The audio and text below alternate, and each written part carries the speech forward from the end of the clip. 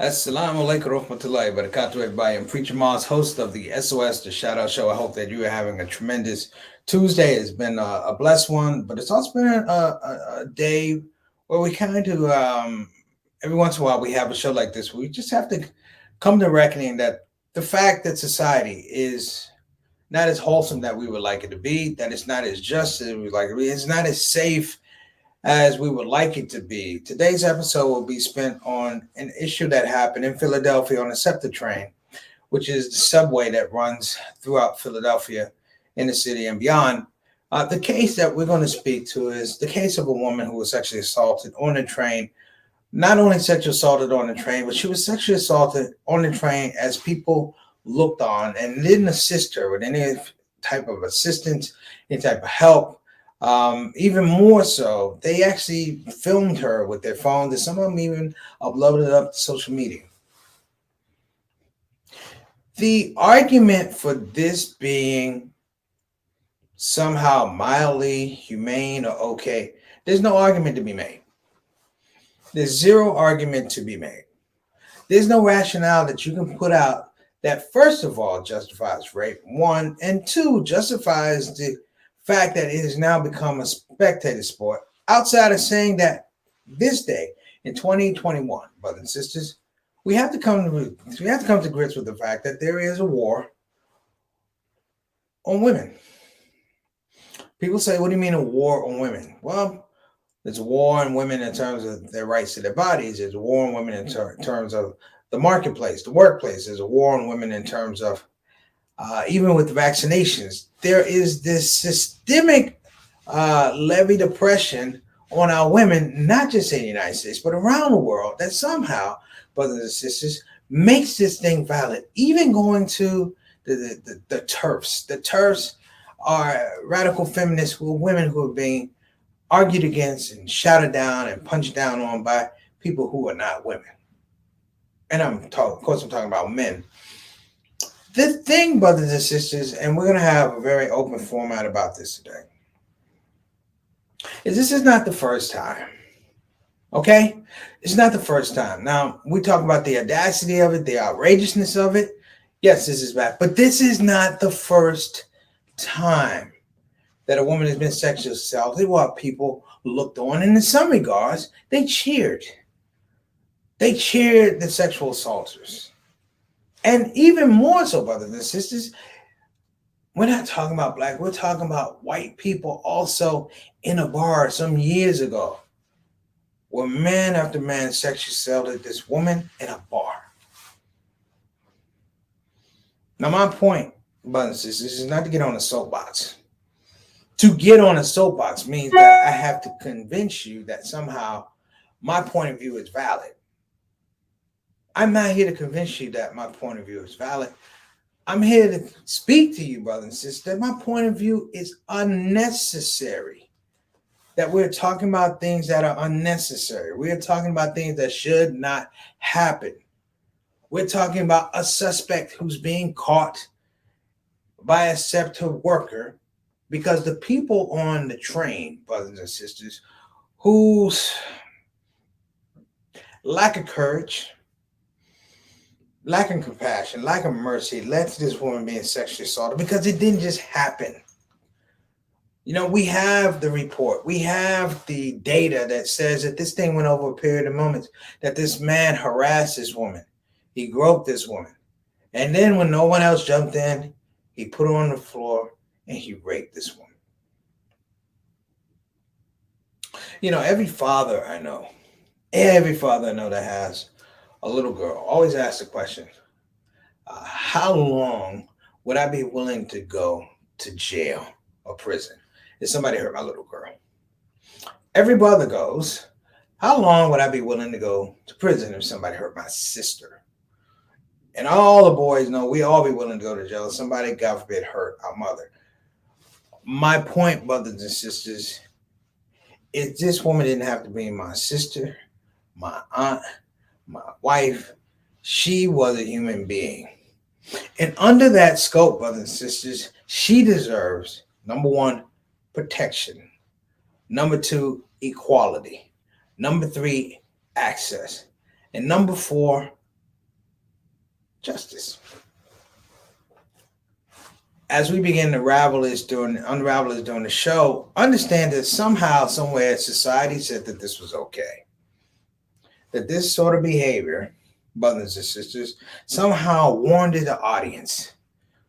And it got an audience on a subway train. You know, the interesting part of if you ever rode a subway train, you don't want to be near anybody. And if you ride a subway train now, you're also dealing with social distancing. But somehow, even the rule of social distancing in a massive way was violated.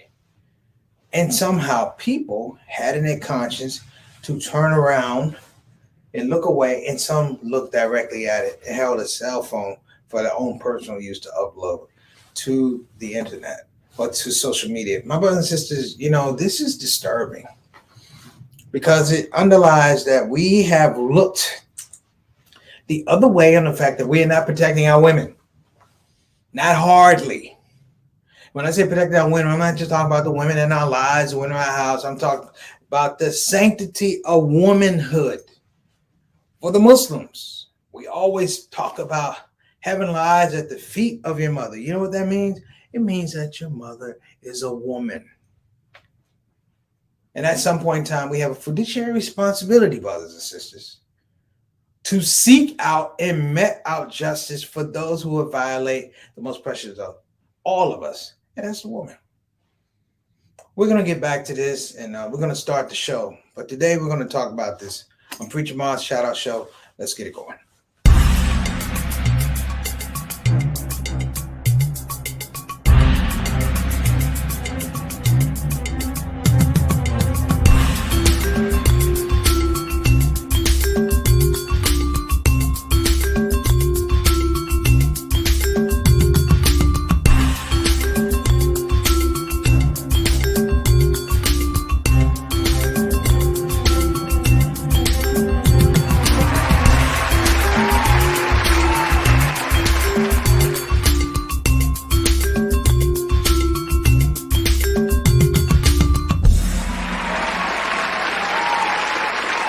Now know new disturbing details about a reported rape on board of a SEPTA train on the Market-Frankfurt line tonight. A suspect is in custody.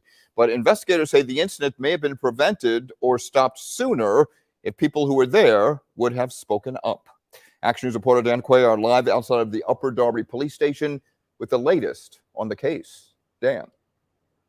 Rick, from surveillance video on the train, police say there was no doubt this was a rape. Police say what surveillance video also shows is there were other people on the train who watched and did nothing to stop it. Instead, they were filming it and may have posted it on social media. At SEPTA's 69th Street Terminal, there was shock among commuters that a woman had been raped on the train. Just knowing that we have to ride the train every day, we have to be actually looking for stuff like that to happen. You know, it's just kind of scary. It was Wednesday night, just after 10. A woman had boarded a westbound train on the L, headed for the 69th Street station. Police say a woman was sitting alone when a man she did not know, identified as 35-year-old Fiston Noy, sat next to her and tried to start a conversation, that the man tried to touch her sexually, and then that the victim tried several times to push him away. The suspect threw her down, ripped off her clothes, and began to sexually assault her for several minutes.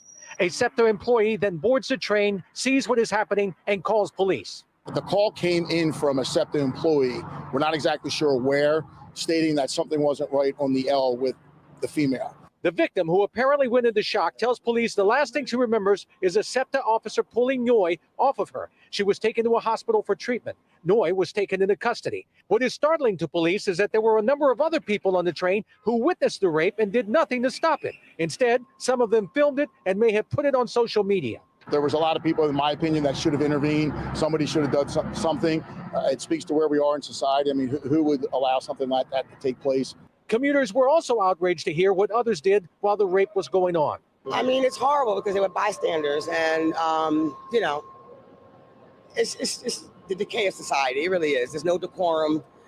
Anything goes. Fiston Noy has been charged with rape, sexual assault, and numerous other charges. He is well known to police and is believed to be homeless. He's being held in lieu of 10% of $180,000.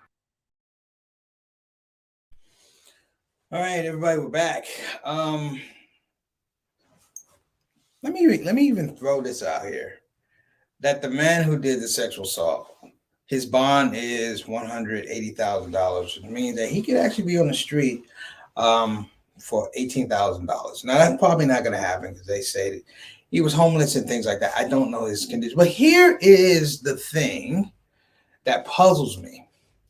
In the report that's made, number one, they had cameras that were on the train that caught the act going on. That's number one.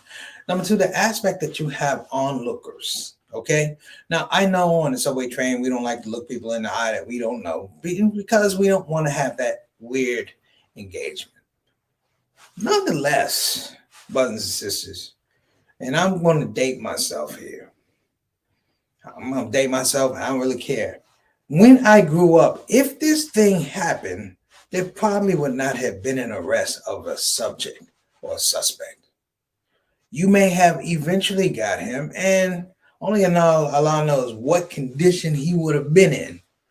But there would certainly be some type of recompense taken out of his hide because we just don't do that. And if you're talking about people on a subway train who somehow find joy in this fetishness of watching a woman be oppressed sexually on a train, it's not shame on you. You just should not be a part of society.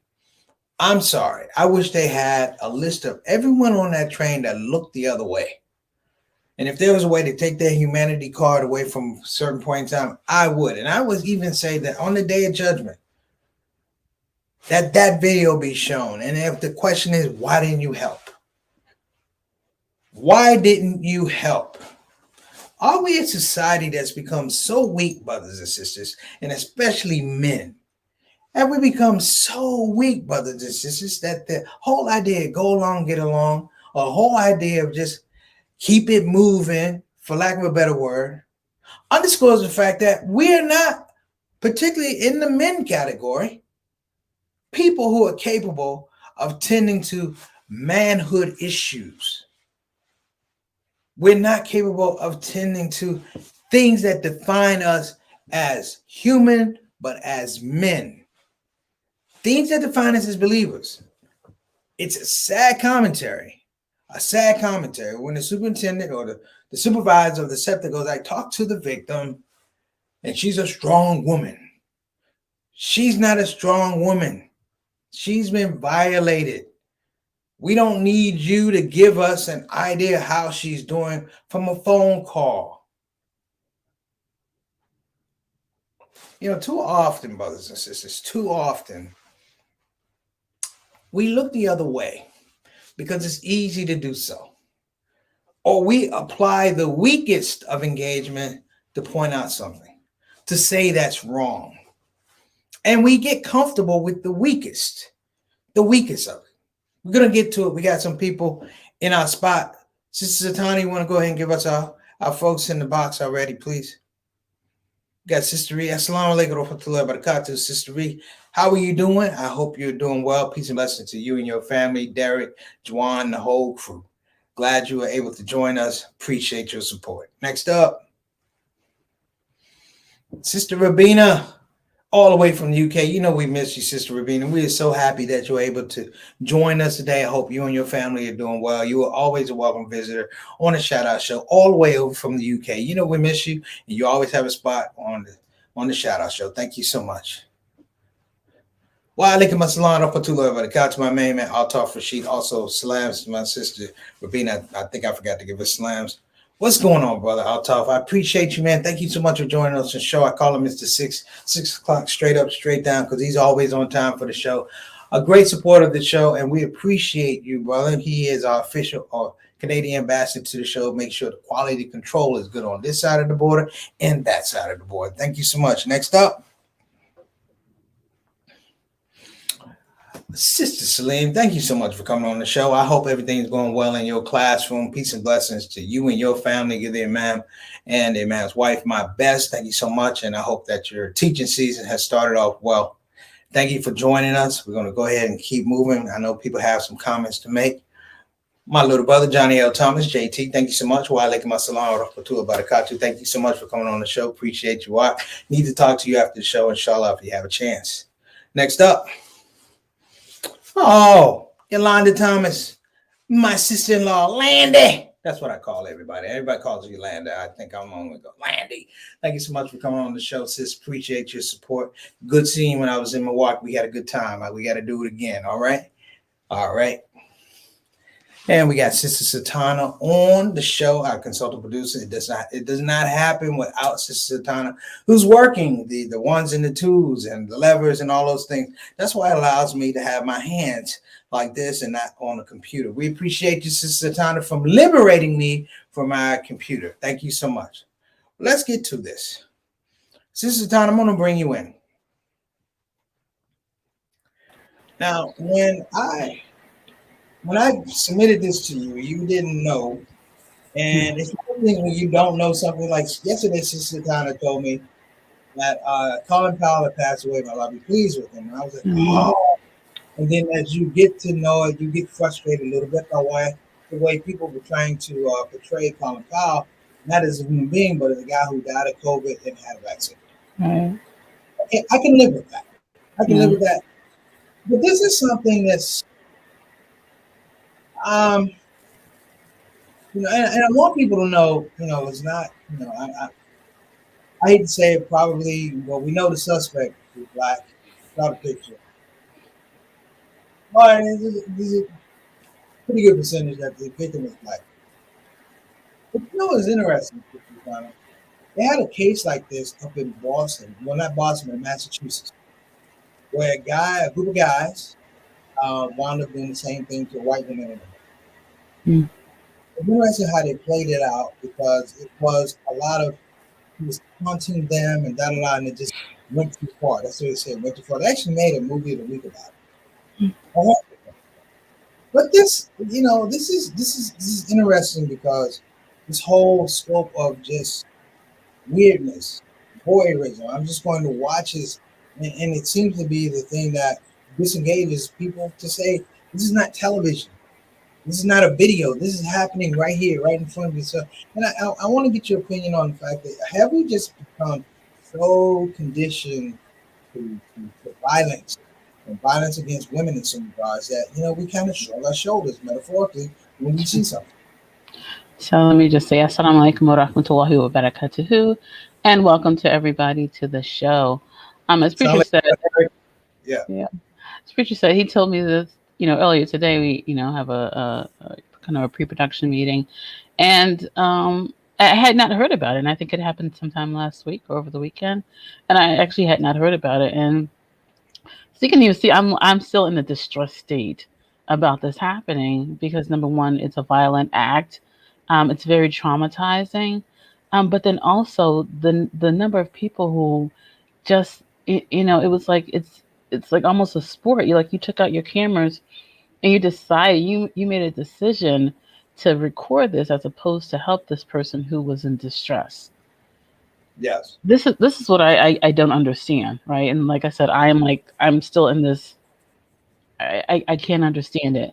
So you're filming this as if this is some animal type of event that's going on, and not seeing this person as a human being, and so you felt a need not to help them. I cannot understand that. I think the thing too is, have we, in some regards, society, in some regards, some aspects of society, develop an appetite for this type of thing? We were talking about cartoons a while ago, and I talked about when the Holocaust was going on, that one of the most effective pieces of propaganda was the cartoon. So the presentation of Jews in these cartoons in Germany around this time was that they would take the features and thin them, grossly thin them, so that they didn't look like people. They looked like rats. They look like rats. And I'm not going to sit up here and lie to you. I've heard some terminology used about women. Yeah, I've heard the term hood rat. The whole idea of a hood rat, if you will. Yeah. You thinking about some of this type of stuff. Right. And we have videos. I'm sorry, I'm old school. I grew up with Grandmaster Flash and Furious 5 and the Message and da da da, and this whole idea of objectifying women.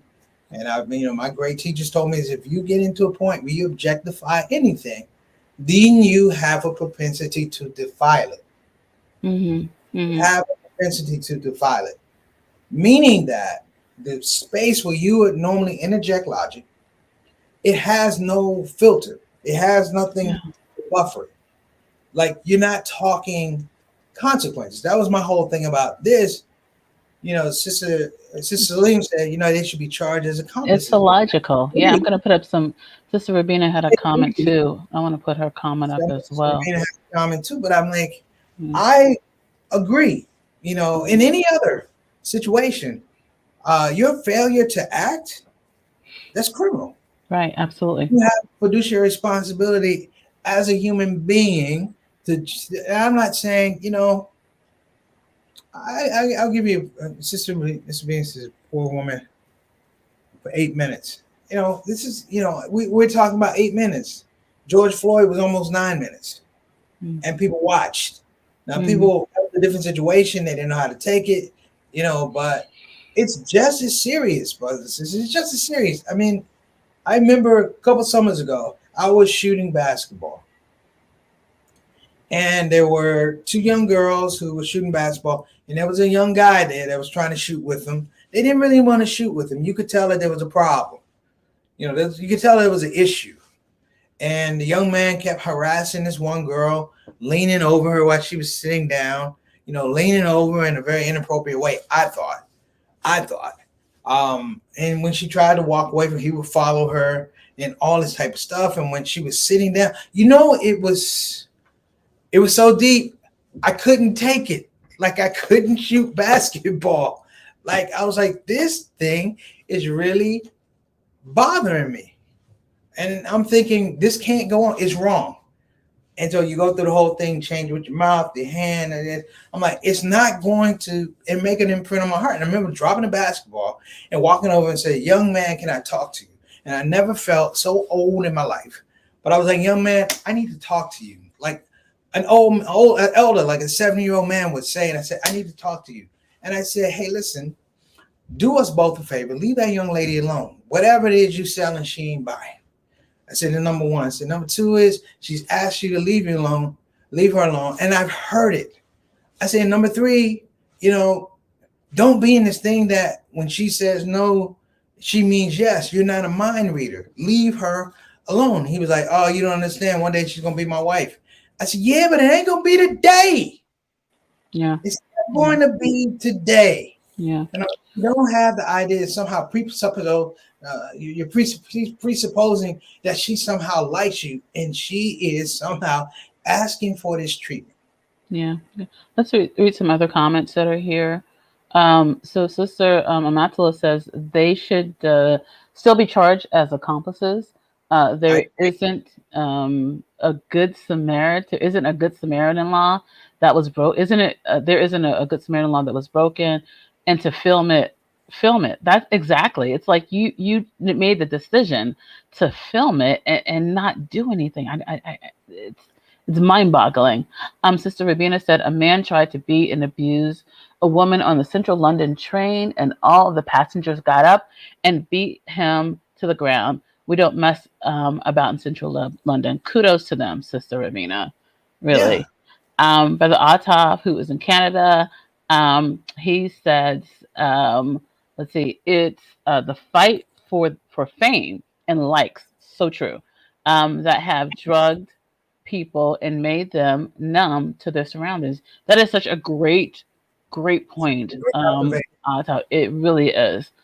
Sister Rabina said, I believe the American passengers were also probably fearful that the perpetrator was carrying a gun and so did not protect the victim.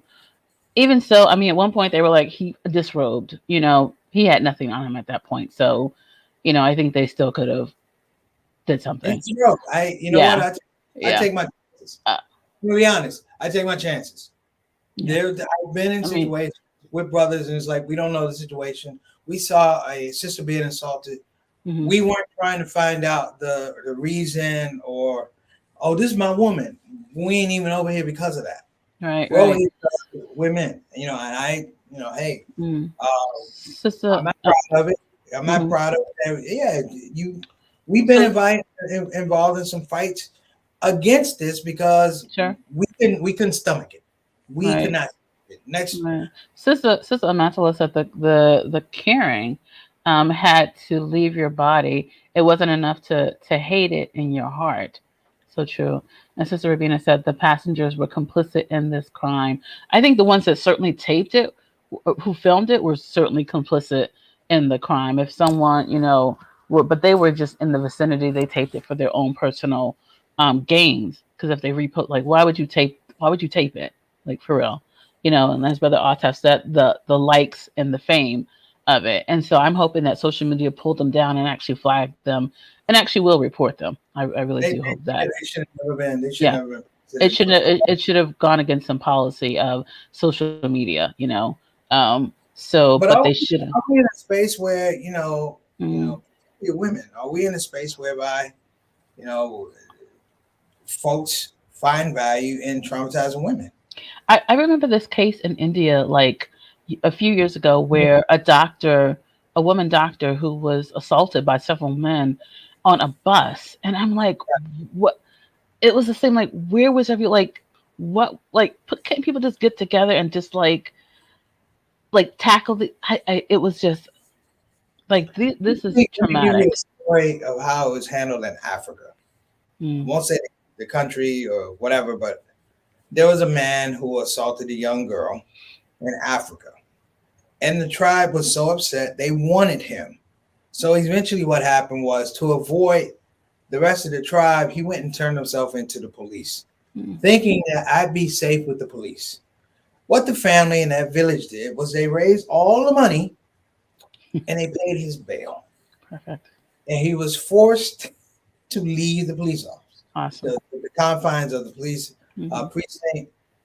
And of course, he ran and that village caught up to him. And it's clear he's not with us anymore. Mm. Am I advocating violence? I can't honestly say I am not. You can't violate people like that. Mm-mm. You can't take people's humanity like that. I don't know if That people really understand that from a male perspective. It's like, you can't take somebody's humanity like that. Like, you can't get it back. you can't get it back. I've talked to victims of male rape, Mm. and they think that they say once that's gone, Yeah, exactly.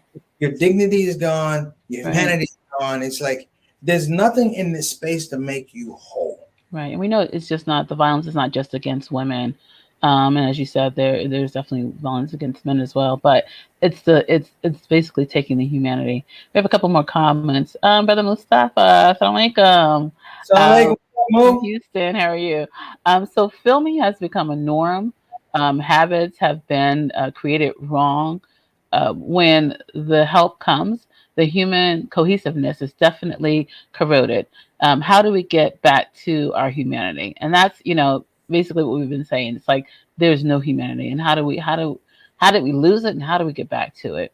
Sister Rabina says, I really detest the term wifey and baby mama, as it takes away the respect and human aspect of a woman.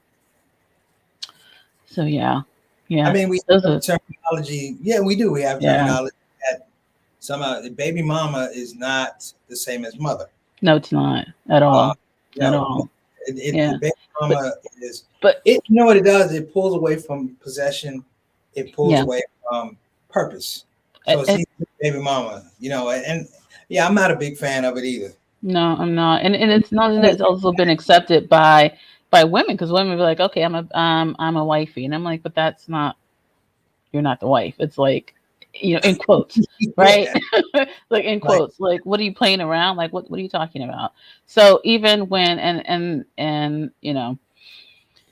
But I mean, I think the scope is, and I'll let you. I want you to finish. I think the scope is, when you lay a certain type of bedrock for people, that people pick up crumbs along the way. Mm. And if you're not giving them the correct crumbs, the correct nutrient, then what they eat, they seem as I can persist on this type of diet. Mm. The missing thing that's going to actually come out is that this gentleman was also homeless and had been recognized as homeless. This is not his first time on the train. Mm. This is not to say he was a menace, but this is to say that his condition and his presence on the train had already been pre-existing. Yeah. And the failure to even intervene in that spot leads us to where we are today. Mm. Because no one can tell you, brothers and sisters, that this guy knew this woman, had a relationship, had a meaningful conversation. They weren't friends. He just objectified a woman on the subway. And clearly, he can't be in his right mind. I don't know. But I'm just saying, when you go to that level, it says a lot about society. Mm-hmm. It says a lot about how we care and how we care for one another. Mm-hmm. Mm-hmm. I'll over to you. Yeah, I would say that, getting back to, kind of what Brother Mustafa was saying about, how do we get back our humanity? And it does have to go back to this, our moral compass. It's like we have to stop accepting some of these things. We look to social media for the norm, and we look to social media to get our answers from. And I think that, you have to look at because this is the social media age, right? And I say that because they're videoing and they're putting it up for likes, and so that's why I'm talking about social media. We have to stop looking to that as kind of the leader, right? And whoever is behind it, that we need to appease the people that are behind it, and we need to, I think I was having this conversation with my dad. It's like the it seems sometimes it seems like the older people are sometimes scared to tell the younger people that it's wrong. It's a wrong situation. It's a wrong situation, and here's why. Well, So there needs to be that conversation as well. well, So I just kind of feel like, at my age, I'm not officially an old head, but I know how I grew up. right. I know how I was raised. Mm-hmm. And even though we might have grown up with some kids, they were wild, they weren't crazy. They weren't crazy. We could deal with wild, but they weren't crazy. Mm. They were wild in the street, but when they came to your mama's house, they washed their hands, they washed their face. They say, please pass the potatoes. Yeah. They knew which hand the fork was supposed to be in, the knife was supposed to be in. And there was an expectation and a weight in the community that if you did something over here, it would get back to the folks over Sure. There was that fear there. Absolutely. Yes, Yeah. And I This believe fear of disappointing. I don't want to say, fear, but it was a fear of disappointing my family. And so I'm not going to do that. Yeah. Yeah. Well, yeah. Okay. I mean, Yeah. hey, I would have been if I was on a train, everybody could say, hypothetical. I know me, that's just gonna happen. Whether it might have, you throw yourself in situations where it's like, okay, cool, yeah, you could suffer some bodily harm or whatever, but I can't suffer just the spiritual space of not doing something. Yeah. And calling myself a believer, calling myself, here's the word, calling myself a servant in this creation. I can't idly stand by and let somebody oppress somebody else. That's just the rule. Yeah. We're gonna take the last few comments here. So Janine Nissel, looks like this is a new person. People filmed it but didn't stop it. Horrific. You're absolutely right, Janine. This is just such a horrific event that has happened, and I just don't understand what people got out of it. Let's see. Sister Ravina says, I also do not understand why would bail be even discussed for such a monstrous crime. Even if someone paid $18,000, this criminal would be back on the streets again. Yeah, this is especially if this person was known to. I don't know how he made bail. Yeah, I don't know how he made bail. I don't either. Yeah, I don't know how he made bail. Did he make bail? Did you say he did make bail? He made bail. he has an opportunity to make bail. It He can is, come up, yeah, with such a low amount, with but eighteen I'm like, thousand. why is he even getting bail? I didn't even make Right, bail. Why right. was he offered bail? Same thing as Sister Ravina was saying. Why was there even bail? So, I know that we're kind of at time, but peace and blessings be upon the woman who was attacked, and sexually assaulted, Mhm. and just for her health and her well-being. um it's a distressful, and we know, like, what's in the dark will come to light, and only Allah can actually render um you know justice, right? As much as we can, it's like nothing. I mean, So I- so I will leave it at that. all All right, right. I'll go ahead and take us So, out. all right, Assalamu alaikum. Give a shout. Thank you, Sister Tana. We want to give a shout out to our sponsors. Again, that's BeFinancialIndependent.com. Again, that's BeFinancialIndependent.com. You can call 1-888-496-6845. Again, that's 1-888-496-6845. Or you can, like I said, go to the website. Check it out. Financial advising at its best. Also, you want to check out Bayan Islamic Graduate School. Again, that's Bayan Islamic Graduate School located in Claremont, California. Listen, they are the premier, hear what I'm saying, the premier Islamic graduate school in the country, offering programs in Islamic leadership and Islamic studies, also Islamic education, also, let me wait for it, they are offering the top program in Muslim chaplaincy, which is a growing industry. So you want to make sure you check them out, brothers and sisters. As I close out, I just want to make sure, I want to reiterate what Sister Satana said. We hope that the victim in this case, we pray for the victim in this case and her family that may be affected adversely by this whole situation. We pray for those, in some regards, who did not do what they need to do, that, Allah find it in his space to correct your heart. So I'm going to leave it at that. Listen, you guys have been amazing. Thank you so much for the dialogue. We appreciate you coming on the Shout Out Show. God bless you. And inshallah, we will see you tomorrow. Assalamu alaikum wa rahmatullahi wa barakatuh.